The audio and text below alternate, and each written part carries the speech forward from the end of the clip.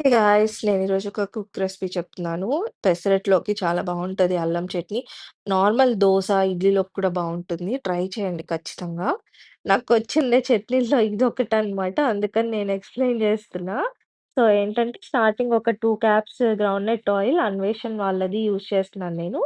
So, నేను అది కొంచెం బాగా బాయిల్ అయ్యాక హీట్ అయ్యాక దాంట్లో మనం ఇలాగా ఉరిద్ దాల్, చెన్నా దాల్, ఆవాలు ఇవన్నీ యేసుకొని కొంచెం కరివేపాకు అంతా ఫ్రై చేయాలి. దాని తర్వాత కొంచెం అదే ఒక 2, 3 మిరపకాయలేసేసుకొని తగినన్ని మిరపకాయలు అండ్ దాని తర్వాత కొంచెం అల్లం వేసుకోవాలి. అదే తగినంత. సో, దాన్ని ఫ్రై చేసి బాగా తెల్లగడ్డ, ఎర్రగడ్డ వేసి కూడా ఫ్రై చేయాలి.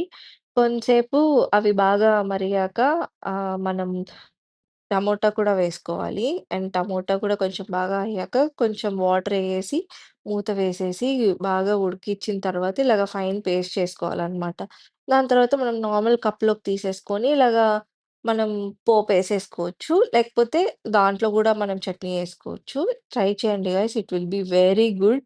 చాలా క్విక్ రెసిపీ ఇది. Thanks for watching. See you in next video. Bye bye.